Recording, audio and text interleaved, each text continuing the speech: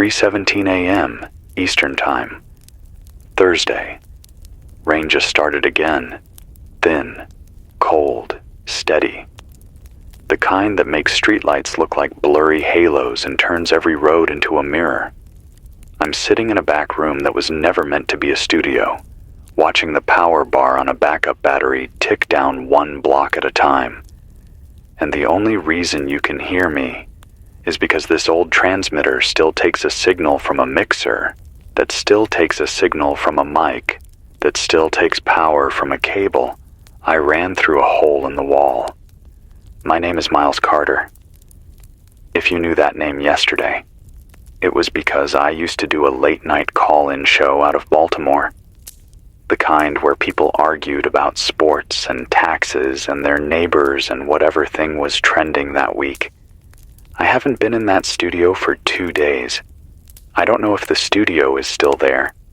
I don't know if the building has power. I don't know if my producer is alive. I don't even know if Baltimore is still functioning the way you think a city functions. I'm not going to start this with a speech. I'm not going to tell you everything is going to be okay. I'm not going to ask you to stay calm. Like calm is something you can choose when the map is folding in on itself. I'm going to tell you what I saw an hour ago, because it's the first time tonight my hands started shaking and didn't stop. I watched a passenger plane fly over the city without any lights. No wing lights, no blinking beacon. Nothing.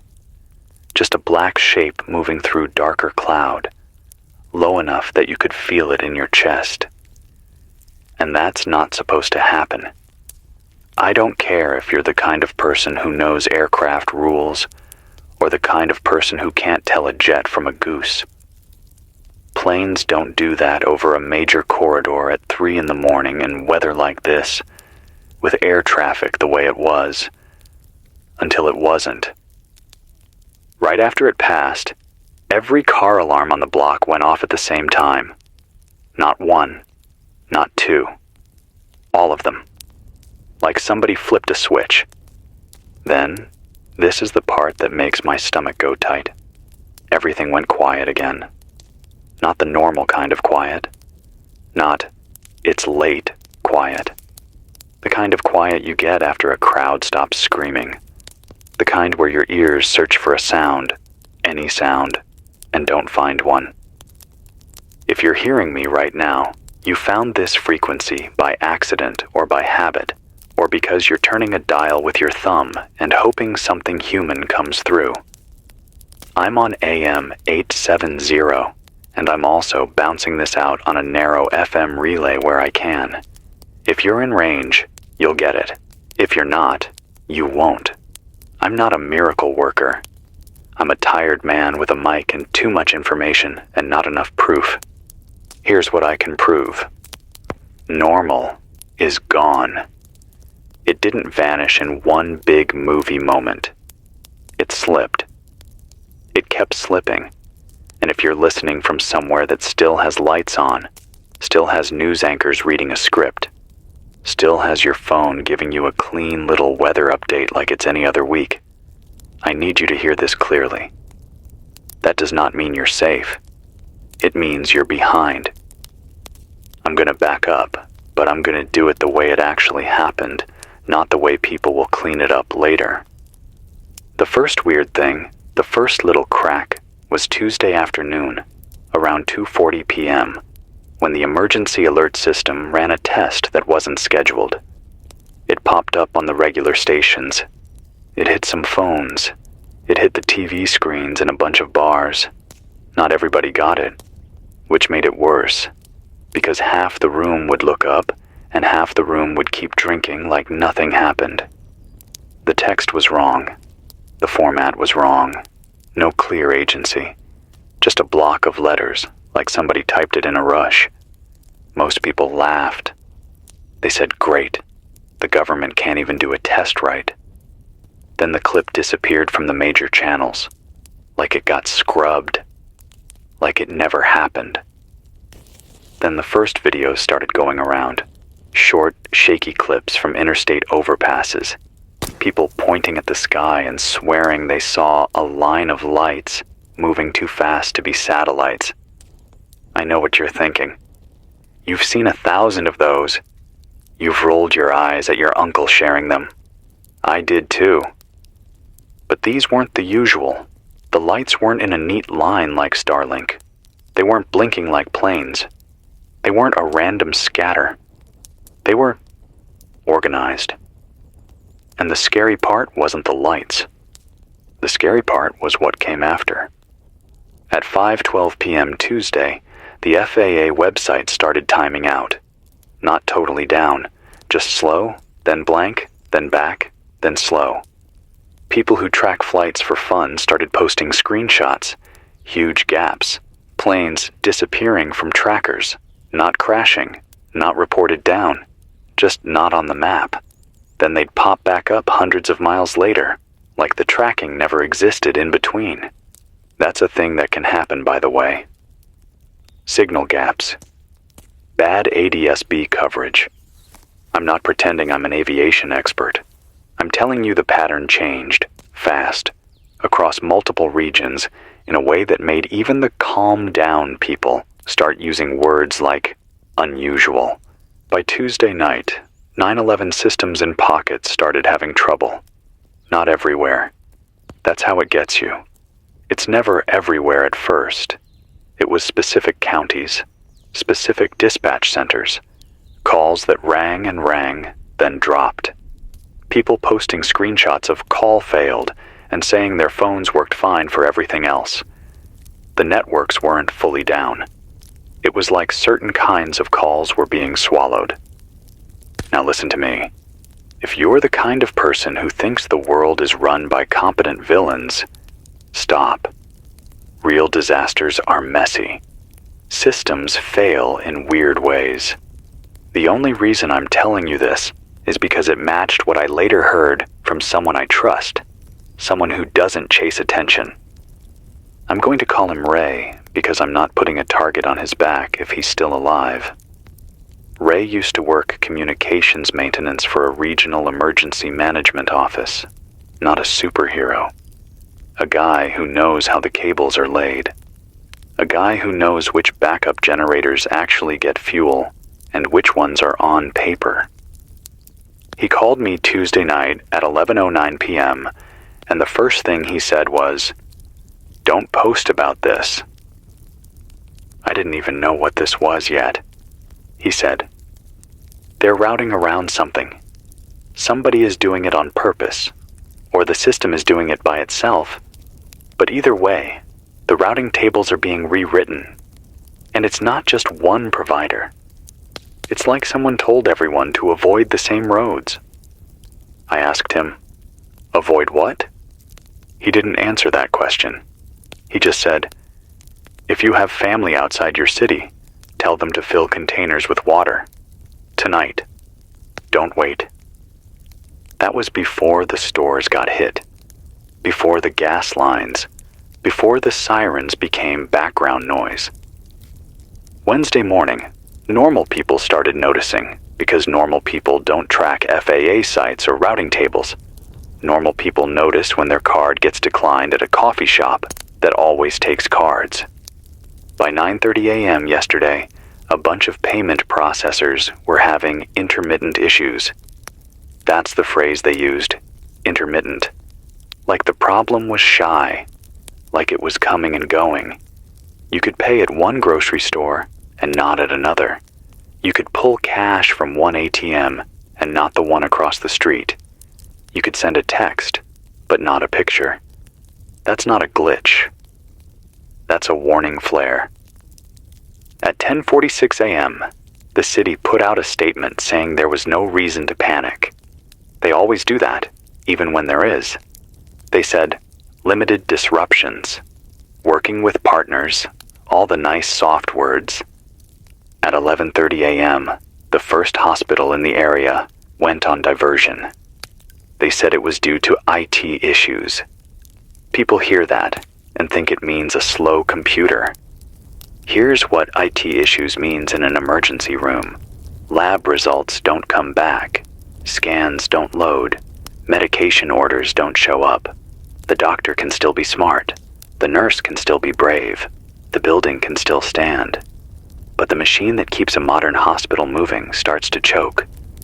By midday, police scanners were full of confused traffic, units getting called to things that didn't make sense, alarms going off in places that weren't being robbed, signal codes that weren't lining up, people calling in about groups walking down the highway like it was a parade, except nobody was smiling. And while all that was happening, the official news kept reading from the same script. Cyber incident. Out of an abundance of caution. No confirmed threat to public safety. I'm going to say something that might make you angry. That script wasn't just wrong. It was dangerous, because it taught people to wait for permission to protect themselves. Here's where the America's Final Hour part starts.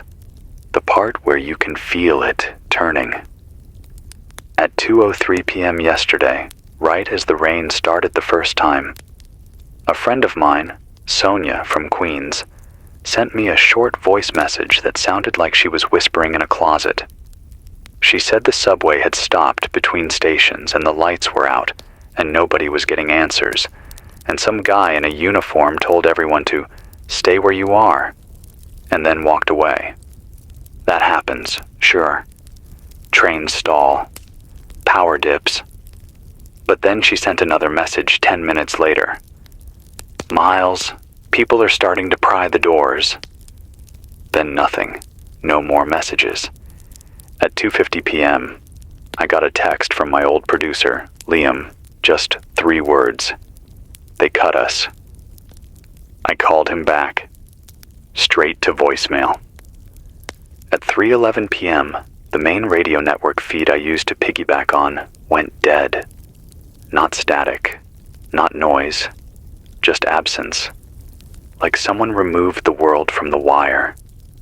I drove. I know you're going to say that was stupid. I know. But when you don't know what's happening, your body picks a direction. Mine picked the station. The highways were wrong. Not jammed like a holiday. Wrong like the rules had changed. Cars stopped in the middle of lanes with doors open. People standing on the shoulder staring at their phones like their phones were going to confess something.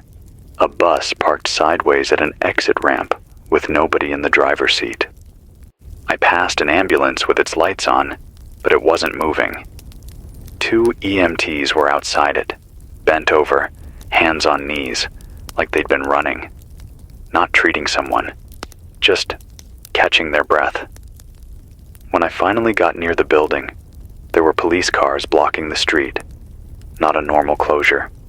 No cones, no detour signs. Just a hard line. A cop yelled at me to turn around before I even got close enough to read his name tag. And here's the detail that keeps replaying in my head. His voice sounded like he was reading a line he'd been told to read. No anger, no emotion, just turn around, go home. I asked him what was happening. He didn't answer. He just repeated it. That's when I realized they weren't trying to keep people safe from something outside. They were trying to keep people away from information. So I came here. I'm not going to tell you exactly where here is, because I've already seen what happens to people who get located. But it's in the mid-Atlantic, and it's close enough to the coast that the wind carries that wet, salty cold even when you're miles inland. It's a place with old buildings and old wiring, and a lot of empty space that doesn't get checked often. I found this transmitter in storage. I found a way to feed it. I'm doing what I can.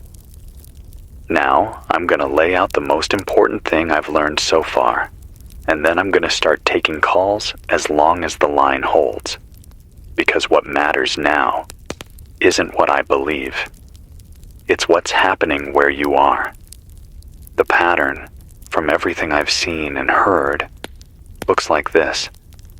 First, communication gets patchy in a way that feels random, but isn't. Second, money stops moving cleanly. Third, hospitals and emergency services start tripping over invisible wires. Fourth, official voices go quiet, or they get replaced by the same calm message everywhere.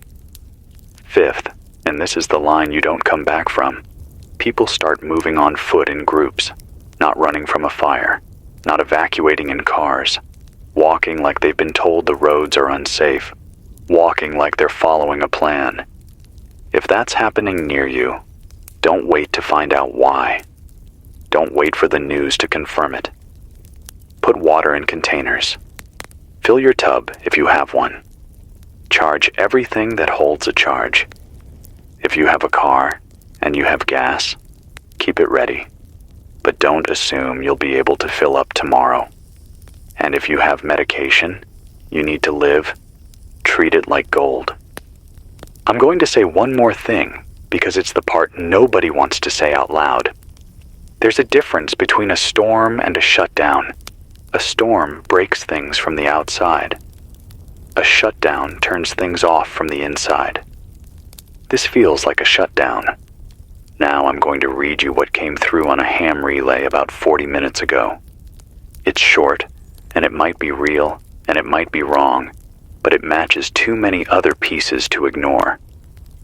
Multiple substations tripped in sequence, not overload, not weather. Sequence. Manual override failed. Some sites reporting false sensor data. National Guard units staged but no public orders. Media instructed to stand by. Cellular carriers implementing priority routing. Unknown criteria. That's the kind of message you write when you're trying to be careful with words. That's the kind of message you write when you know someone might be listening. I want you to understand this. If priority routing is happening, that means somebody is deciding whose calls go through. Somebody is deciding whose messages arrive. And if you're listening to me right now, you might not be on that list. So use this while you can.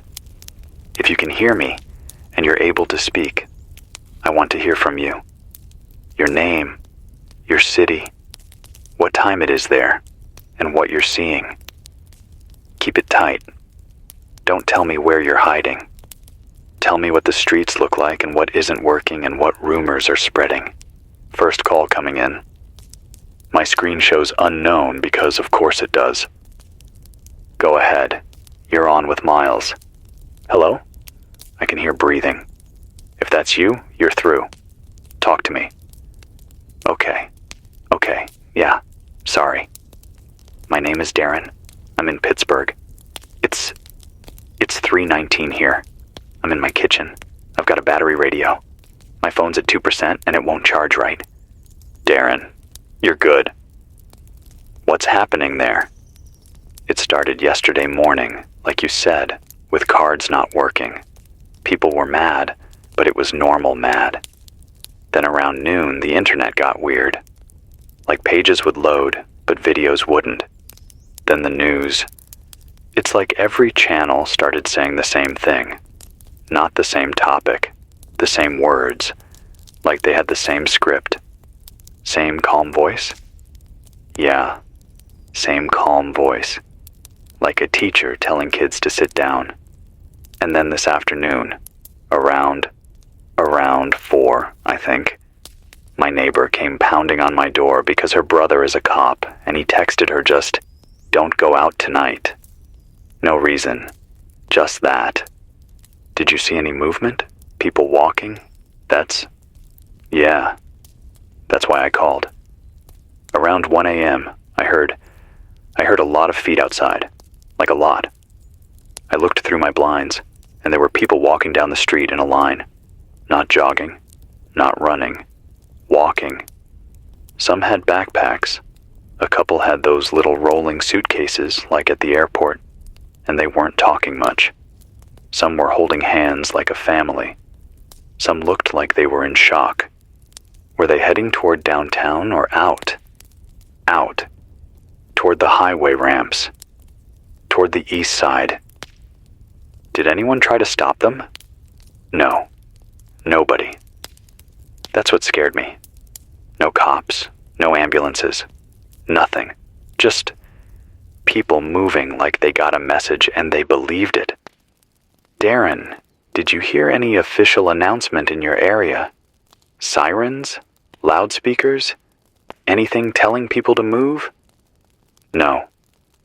That's the thing. Nothing official. But my cousin works at a hospital in Oakland, and she said they had a meeting where they were told to prepare for sustained outage, and then they were told not to tell anyone. She told me anyway. Okay? Darren, listen. If you have water, keep it. If you don't, fill what you can right now. If you're in a building with neighbors you trust, consider staying close. Don't go out to follow a crowd. And if you see that line again, don't assume it's an evacuation. It might be a funnel. A funnel? Yeah. A way to move people where someone wants them. I don't know who. I don't know why. I just know I don't like the shape of it. Okay. Okay. I have a baseball bat. That's stupid, I know. But it's what I have. It's not stupid. It's what you have. Darren, one more thing. Are you hearing any radio besides me? Some, but it's weird. Like there's stations where you can hear music, but it sounds stretched. Like the pitch is wrong, and then static, and then like a voice that cuts in for 1 second saying, "Stand by," then it's gone. Yeah, I've heard that too. I don't want to hang up, but my battery, I know.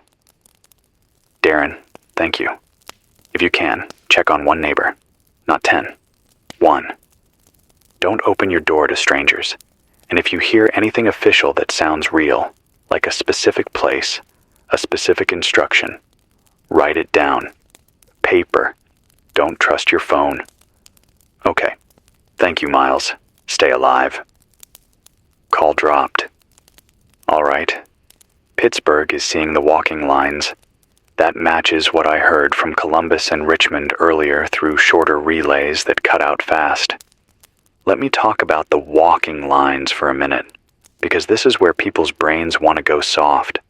People want to say it's just panicked evacuation. People want to say it's social media hype.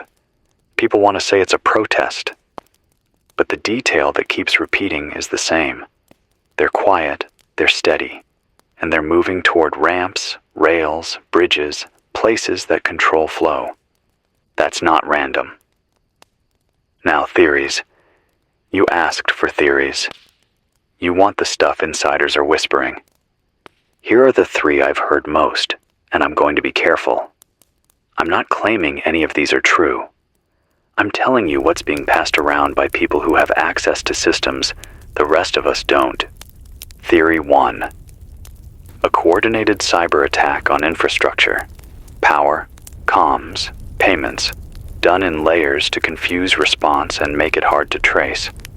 If that's it, you would expect the government to go loud fast. You would expect press conferences. You would expect visible action.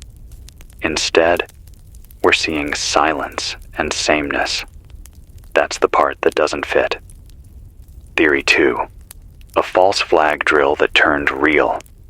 A planned exercise that started, then something went wrong. And now they're trying to contain panic by controlling information. This fits the scripted calm voice. It fits the stand-by messages. It fits the staged units with no public orders. But it doesn't explain the plane with no lights. Theory 3. Something physical in the sky. Not aliens in a movie way, not little green men, but a high-altitude event that is messing with navigation and communications. A burst, a field effect, something that makes sensors lie. If sensors lie, automated systems make bad decisions. If automated systems make bad decisions in a coordinated network, it looks like an attack. But it isn't. It's a cascade. If that sounds too big, let me bring it down to ground level. When a substation trips, it's supposed to trip clean. Protective relays. Fail safe. If you get false sensor data, if a relay thinks there's a fault where there isn't, then the system trips anyway. Multiply that across a region. You get rolling blackouts. If the blackouts are timed and sequenced, you get people thinking someone is pulling a switch. Now add communication routing changes, and now emergency services can't talk right. Add payment failures, and now stores can't sell. Add hospital IT problems, and now treatment slows. And once enough people feel that, they start moving. They start looking for a place that feels stable. That's how a country breaks without a bomb. And if you're waiting for a single cause you can point at, you might die waiting. Second call coming in. Name and city. Hey, Miles, right? My name is Caleb. I'm in Norfolk, Virginia. It's raining hard here, like sideways rain. Norfolk. Okay. Military town. Tell me what you're seeing. I'm seeing ships, not like on TV. Like real. I live near the water, and I can see out toward the base area, and there's movement. Not normal. It's like they're moving stuff out. And there were helicopters earlier, low, and no markings I could see. Do you have power? On and off. Right now it's off. I'm on a generator my dad has for storms. But the weirdest part is, my phone will show bars and then nothing works. Like it lies. Like it's pretending. That's a good way to describe it. The phone lies. Yeah. And my friend, he's in the Navy, but he's not like high up. He texted me at 6 p.m. and said, "Don't come toward the water, and if you see buses, do not get on." That's what he said. Buses. Buses where? I don't know. That's the problem. He wouldn't say. He just said it like he was scared. Caleb, have you seen buses? Not in my neighborhood, no. But my cousin is up in Hampton and she said she saw, like, school buses. But not school time. Parked near a church. Lights off. Just sitting. Okay. That matches another report I got earlier from outside Raleigh. Different state. Same detail. Buses parked at community points. Caleb, listen to me carefully. If you see buses, don't assume help. Help doesn't arrive quietly. Help arrives with officials and lists and names and a chain of command. Quiet buses at night are a way to move bodies without questions. Yeah, that's what he said. He said, they don't have enough beds. Those exact words. They don't have enough beds. Jesus. Yeah. Okay. Caleb, stay put if you can. Stay dry. Keep your generator fuel tight. Don't tell strangers you have power. And if you can, get a paper map. Bridges become traps when people panic. Okay. Can I ask you something? Yeah. Do you think they're leaving? Like, do you think the government is leaving? I think parts of it are moving to places they can control. That's not the same as leaving. But it might feel like it when you're the one in the dark. Okay. I'm gonna go check on my mom. She's asleep and she doesn't know. Wake her gently. Give her one task. Fill water. Pack a bag. Don't dump fear on her all at once. Okay. Thank you. Stay alive, Caleb. Call dropped. Norfolk seeing movement and hearing not enough beds. That's new, but it also fits something I've been trying not to say. Hospitals don't go on diversion across regions unless they're overwhelmed or blind. If they're blind, they slow. If they slow, people die. If people die fast enough, you need places to put them. And if you need places to put them, You start talking about beds like they're inventory. I don't know what's causing the deaths, if that's even what he meant. It might be evacuation beds. It might be shelter beds. But words matter. People choose words when they're scared. Now, I'm going to tell you about the moment I knew this wasn't just infrastructure. At 8:22 p.m. yesterday, a woman knocked on the door here. Just one knock. Then a pause. Then another. I didn't answer. I know how that sounds. I didn't answer because I'd already watched two guys earlier walk down the alley trying doors like they were checking which ones would give. Not kicking them. Not forcing. Testing. The woman spoke through the door. She said, "I can hear the radio. Please. I have a kid." I still didn't open it. And I hate myself for that. I hate myself. But I didn't. I asked her through the door, "How old?" She said, 7. I asked her, "What's his name?" She paused too long. Then she said, "Eli." Then I heard a man's voice behind her, low, telling her something. Like coaching. Like feeding lines. So I didn't open the door. A minute later, she was gone. And an hour after that, I saw a flashlight sweep the back window in a pattern. Slow. Methodical. That's not hungry people. Hungry people are loud. That's someone hunting. So if you're at home right now and you think the threat is just the power going out, I need you to widen your picture. In a real collapse, the first danger is confusion. The second danger is the people who use confusion as cover. If you have a way to secure your doors, do it now. If you can cover your windows without making it obvious from the street that you're home, do it.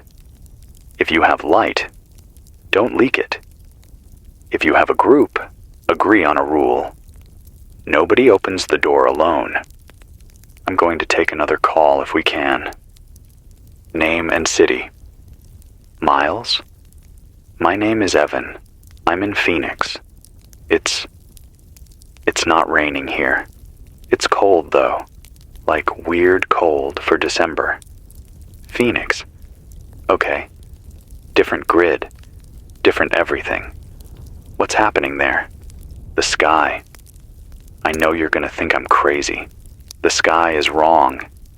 There was this shimmer, like heat waves, but at night.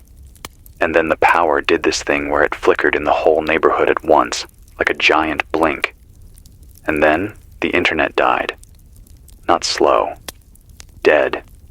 And then, this is the part, everybody's Alexa or whatever started talking. Like, at the same time. What did it say? It said, "Attention. Please stand by for instructions." And it repeated. Over and over. People were yelling outside because they thought someone hacked them. Then it stopped. And now it's just quiet. No traffic. No planes. No normal city noise. Phoenix is never quiet, man. Never. Okay. Evan, that standby phrase is showing up everywhere. Yeah. And my brother works at a data center out by Tempe. He drove home early, and he said the facility went into lockdown mode. Like badges stopped working and the security doors closed and the managers were freaking out. He said the backup generators kicked on, but then they started shutting down systems on purpose. Like they were told to. Told to by who? He wouldn't say. He just said federal. But he doesn't know. He's a tech. He's not in those rooms. Okay. Evan, are people moving on foot there? Not yet. Not in lines like you said. But I saw like 10 cars drive down the street and then stop and turn around. Like they hit something they didn't like. Okay. Stay inside tonight. Keep your water. Phoenix can become brutal fast when supply breaks because of heat and distance, even in winter. And if you hear any official instruction, don't rush to follow it until you verify it's real and not just a broadcast loop. How do I verify if nothing works? Paper signs, real people you know, not a voice coming out of a device. If it's real, it will have details that match your street, your school, your nearest intersection. If it's vague, it's a net. Okay. Evan, one more thing. If the sky looks wrong again, don't stare at it. Go inside. Close curtains. I don't know what it is, but too many people keep reporting visual effects right before systems act strange. Okay. I'm serious. I'm not trying to. I believe you. Stay alive. Call dropped. Phoenix reporting shimmer and synchronized device messaging. That's not normal hacking. That's not some kid messing around. That's either a centralized system pushed through channels we don't see, or it's something forcing devices into the same fallback behavior. Either way, it means someone can reach into the rooms of your house without stepping through your door. Now, let me anchor us again, because I can feel myself drifting into the same panic I'm trying to help you avoid. Right now, where I am, it's still raining. The temperature in this room is dropping because the building heat is dead. I can see my breath sometimes when I exhale, and I'm wearing a jacket I grabbed off a coat rack that might belong to someone who isn't coming back for it. My hands are steady again, mostly because talking makes the body feel like it has a job. But the truth is, I'm running on adrenaline and instant coffee and anger. Anger because I keep thinking about that plane with no lights. Anger because I keep thinking about how the messages are the same everywhere. Stand by, remain calm, wait for instructions. And anger because waiting is how you get trapped.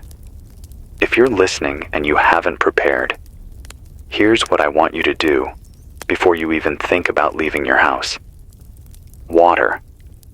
2 days' worth is not enough if the pumps fail. Fill anything clean. Bathtub, bottles, cooking pots. If you have a water heater tank, you can drain from it if you know how. If you don't flood your home trying. Information. Write down local frequencies, names of roads, family phone numbers, addresses. Paper doesn't die when the towers die. Light discipline. If you have power, keep it subtle. No big bright windows. Community. One neighbor you trust. 1. Don't start a meeting. Just a check-in. Movement plan. If you have to move, know where you'd go if bridges close. Know 2 routes, not 1. And don't follow crowds blindly. I know some of you are thinking, Miles, you're making this worse. I'm not. What makes it worse is pretending we're still living in a world where official channels will save you on schedule. Now I'm going to do something risky. I'm going to share the one insider detail that made the hair on my arms rise. Remember Ray, the comms guy? He texted again at 1:58 a.m. A single sentence. Someone is injecting false all-clear messages into the emergency broadcast loop to keep people in place. False all-clear messages. That means this. You might hear, everything is fine, at the exact moment you should be locking your door. So if you hear an all-clear, ask yourself, does it match what you can see with your eyes? Do your lights work? Do your neighbors look calm? Are sirens still running? Are people still moving? Trust your street more than a voice. Okay, another call is coming in. I'm going to take it, and after that, I'm going to tell you what happened downtown around sunset, because that's when the social order started to peel. Name and city. Miles? Yeah, you're on. My name is Rosa. I'm in Chicago. And I don't know if I should say this on the radio. Say only what you can say safely. What's happening? They sealed the bridges. Not all of them, but enough. I was on the Kennedy earlier and traffic just stopped because there were police cars across lanes. No explanation. People got out of their cars, and then this rumor started moving faster than the cars ever did. That the lakefront was being secured. That the mayor was gone. That the National Guard was at Midway. Everyone had a different version, but the same feeling. Okay. What do you mean sealed? Like checkpoints? Like hard closures? And then, when people tried to turn around, they got boxed in by other drivers. And then somebody started screaming because they said they saw soldiers on the overpass with rifles. Did you see soldiers? I saw uniforms. I saw helmets. I didn't get close. I got off the highway and I went into neighborhoods where there were still people out. And that's when it got bad. Tell me, stores got hit, not like looting in a riot, like organized. Groups, 5, 6 people. They didn't smash everything. They went straight for shelves. Water, batteries, formula, meds. And then there were other people trying to stop them, and it turned into fights. Police response? Slow, then absent. And when they did come, they didn't arrest anyone. They just yelled at everybody to disperse, like they didn't have a plan. Okay. And I heard something on a police scanner stream before it died. They said, "Hold positions, do not engage." That's the phrase. Do not engage. Like they were told not to get into it. Rosa, listen. If the bridges are being sealed and they're telling units not to engage, that suggests they're prioritizing containment over public order. That's a big shift. So what do we do? Stay off main arteries if you can. Stay away from obvious funnel points, bridges, tunnels, train hubs, unless you have a verified reason to go. And if you have family, keep them close tonight. Chicago in winter with no heat is a killer even without violence. Okay. Thank you. I'm sorry. Don't be sorry.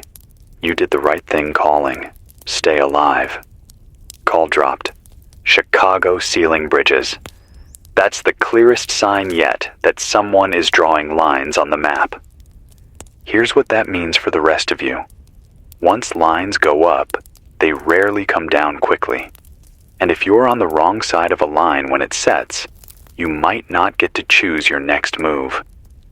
Now, I'm going to tell you what happened downtown here around sunset, because this is where my emotional arc, you asked for that, this is where mine snapped from concern into something else. At 6:34 p.m., I drove past a grocery store that should have been closed because the power was out, but the doors were open anyway. People were inside with phone flashlights, moving like ghosts through aisles. No music, no announcements, just shuffling and whispers. A man at the front was taking cash only. He had a cigar box. People were handing him bills like it was 1979. He looked exhausted, not greedy, exhausted. Then a woman started yelling because he wouldn't take her card. She screamed like he was personally robbing her. He tried to explain. She didn't hear him. Her brain was still in yesterday. A teenage boy behind her said, "Lady, it's over." Not in a mean way, in a flat way, like he'd already accepted it. And that's when the first fight broke out. Not because of hunger, because of denial. It spread fast. 2 people grabbed each other. Then their friends jumped in. Then strangers started yelling. Then someone knocked over a display and glass hit the floor, and everybody stepped back like the glass was a gunshot. I watched a little kid start crying and the mother grabbed him and ran. And in that moment, I felt this wave of not fear, rage. Rage that we built a world where a payment processor failing could turn a mother into a runner in 30 seconds. I got back in my car. I turned the key.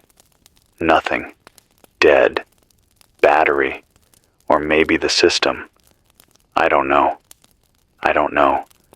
So I sat there, in a dead car, with my hands on the steering wheel, and I realized I might have missed my window. I realized I might have waited too long to take this seriously. I realized I might be one of the stupid ones who thought the rules would hold because the rules always held before. That's when the fatigue hit.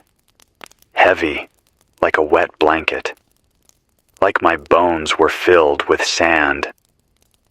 And then, right through that fatigue, came something else. Clarity.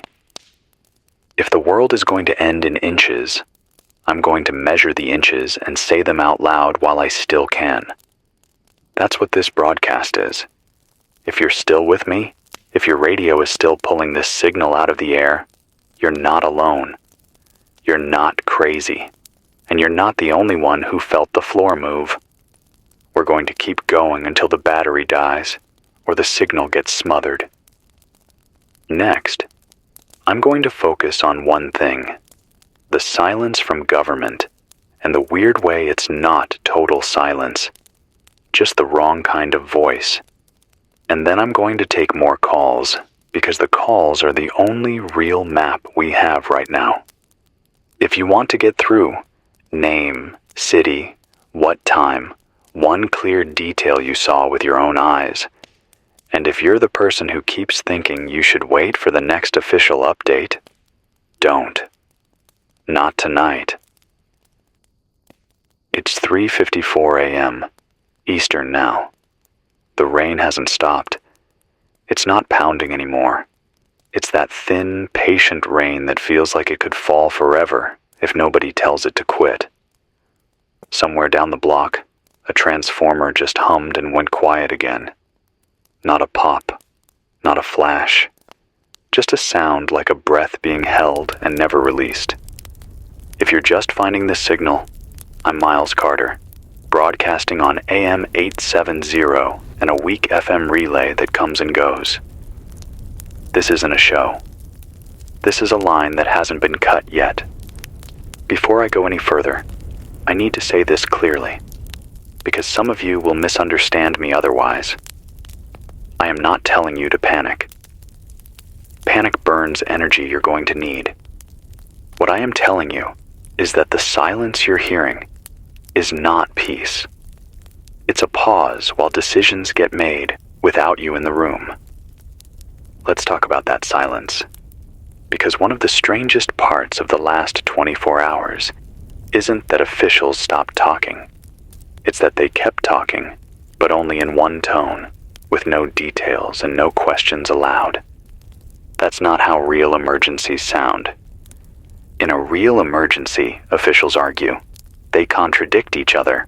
One mayor says one thing, a governor says another. Someone leaks something. Someone gets angry. Someone slips up. That hasn't happened. Instead, we're hearing phrases like, out of an abundance of caution, stand by for further instructions, localized disruptions, no credible threat at this time. Those phrases are designed to do one thing: slow you down. I've spent years listening to politicians, PR people, and crisis managers talk. I know the sound of someone buying time. This is that sound, stretched coast to coast. Here's what tipped me from suspicion into certainty. At 7:11 p.m. last night, 3 different government social media accounts, different agencies, different regions, posted updates with the exact same punctuation, same commas, same line breaks, same weird spacing before a period. That doesn't happen unless the message came from one place. And about 20 minutes later, all 3 posts were deleted. No correction, No explanation. Just gone. That's not calm. That's containment. Now, I want to bring you inside something you probably didn't hear about, because it barely lasted 10 minutes before it vanished. At 8:02 p.m., a local TV station in Toledo, Ohio cut into regular programming. No intro music, no graphics, just a visibly shaken anchor reading off paper instead of a teleprompter. He said, word for word, "We are being instructed to pause live reporting until further notice. If you are watching this, please make sure your families are together tonight." That's all he got out before the feed cut to black. Not static. Black. The station came back later with a pre-recorded weather segment from earlier in the day. That clip is gone now. Scrubbed. But not before a few people recorded it on their phones and sent it around. I saw it. I wish I hadn't, because once you see a man break character like that, you can't unsee it. This isn't about hiding bad news to prevent panic. This is about controlling movement. Everything I'm seeing, bridges closing, buses staged, quiet lines of people walking, false all-clear messages, it all points to one priority: keep people where they are, or move them where they're told, without resistance. And that raises a question nobody official has answered. Why? Let me give you the theories I've heard since the last segment, because people are texting and relaying like mad while they still can. One theory is biological, not a movie virus, not zombies, something slower, harder to see. An exposure event, airborne, waterborne, or both. Something that doesn't hit everyone at once, but hits enough people to overwhelm hospitals if panic spreads. If that's true, then keeping people in place, or moving them in controlled ways, would make sense. But here's the problem. If it were purely biological, we'd be hearing very specific instructions. Boil water, wear masks, avoid contact. We're hearing none of that. Just stand by. Another theory is grid instability tied to something overhead.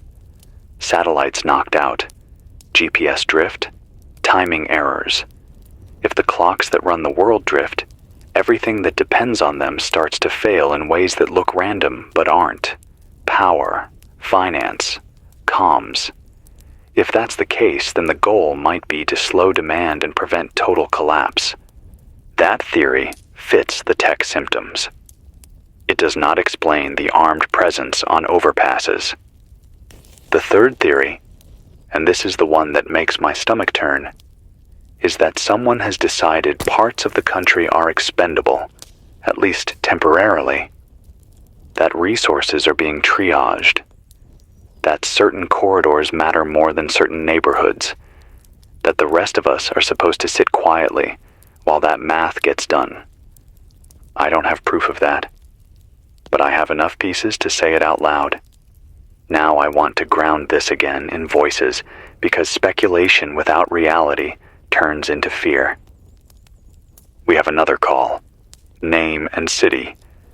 Miles. My name is Hannah. I'm in Fresno, California. It's 12:58 a.m. here. Fresno. Okay, what's going on? It's the water. That's why I called. The water pressure dropped yesterday afternoon, then came back, then dropped again. Tonight it's barely there. And when it comes out, it's cloudy. Like milk mixed with dirt. Have officials said anything? They said it was maintenance. But maintenance doesn't happen like this. My dad worked utilities for 30 years. He said this feels like they're isolating sections of the system. Are people being told to move? Not officially. But churches are opening their doors. Not for prayer, for shelter. And there are rumors, just rumors, that some neighborhoods won't get water back at all. Hannah, have you boiled any yet? Yes, We boiled everything we could and filled pots and jugs. But we don't have a lot. You did the right thing. If the water looks wrong, treat it as wrong. Even if it clears later. Can I ask you something? Of course. Do you think they know how bad it is? I think they know it's bad. I don't think they know how it ends. Okay, Hannah, stay put tonight if you can. Keep what water you have covered. And don't let anyone pressure you to move without a clear, verifiable reason. Thank you for doing this, Miles. Thank you for calling. Stay alive. Call dropped. Water issues in Fresno. Add that to pressure drops reported in St. Louis, Baton Rouge, and parts of New Jersey earlier tonight. Water doesn't fail quietly unless someone tells it to. Now, I want to talk about martial law, because that word is floating around like a bad smell, and I don't want it to paralyze you. Technically, martial law hasn't been declared nationwide. No announcement, no signature you can point to. But functionally, in some places, it's already here. When police are told to hold positions and not engage. When National Guard units are staged without public orders. When movement is restricted without explanation. When media is silenced without debate. That's martial law without the paperwork. And here's the part people don't understand. When it arrives quietly, it's harder to resist because it doesn't feel dramatic enough to justify action until it's too late. I'm not telling you to fight anyone. I'm telling you to stay out of funnels. Funnels are places where lots of people are supposed to go because it seems logical. Highways, bridges, transit hubs, shelters announced without details. Funnels turn into traps when resources run out or orders change. If you go somewhere specific for a reason you trust, with people you trust, not because a voice told you to. Another call is coming in. Name and city. Miles, this is Trevor. I'm in Boise, Idaho. It's almost 2 a.m. Boise. Quiet place. What are you seeing? That's the thing. It's too quiet. No sirens. No traffic. But earlier tonight, around 9, a convoy came through town. Unmarked trucks. No lights except the lead and tail. They didn't stop. Just passed through. Convoys don't pass through Boise for no reason. That's what I thought. And my neighbor, he's ex-military. He said they were spacing like they expected trouble. Like they were trained. Did they take any exits? Numbers straight through toward the east. Okay. That suggests relocation or reinforcement, not local response. Yeah, and the radio, local stations, just went to automated music loops. No DJs, no news breaks, just songs. Automation is cheaper than people, and it doesn't ask questions. Exactly. Trevor, stay alert, but don't spiral. Boise might be a pass-through zone, not a target. That can be good and bad. It means less attention. It also means less help. Got it. Thanks, Miles. Stay alive. Call dropped. Convoys moving east. Bridges sealing. Water isolations. Communications being shaped instead of cut. This is not chaos. This is managed collapse. Now I need to tell you about something personal, because it changed how I'm doing this broadcast. Around midnight, I tried calling my sister. She lives outside Cleveland. The call rang once, then went to voicemail. I tried again. Call failed. I tried a landline number. Busy, not ringing. Busy. Then, 10 minutes later, I got a text from her phone that said, "All good here. Stay calm." That is not how my sister texts. No typo. No nickname. No emotion. Just 4 words. I texted back. Nothing. That's when I stopped trusting "I'm okay" messages unless I could hear a voice. If you get a message like that from someone you love, don't assume it's real. Try to verify. Ask a question only they would answer easily. If you can't verify, plan as if you won't hear from them again for a while. I'm not saying that to scare you. I'm saying it so you don't freeze waiting for reassurance that never comes. Now, fatigue check. I'm feeling it. You might be too. Here's how fatigue kills decision-making. It convinces you that doing nothing is safer than doing something. Sometimes it is. Often it isn't. So here's a simple rule for the next 12 hours. If something changes, respond. If nothing changes, prepare quietly. Don't run just because you're scared. Don't stay just because you're tired. One more call before I talk about the first confirmed deaths. Because yes, there are confirmed deaths. And no, they're not being reported the way you think. Name and city. Miles. This is Denise. I'm in Newark, New Jersey. It's 4:07 a.m. Newark. Okay. Talk to me. My cousin works at a hospital. Not a big one. And she called me crying around 11 p.m. She said they ran out of oxygen. Not totally, but enough that they had to choose who got it. Oxygen doesn't run out unless supply chains break or demand spikes hard. She said both.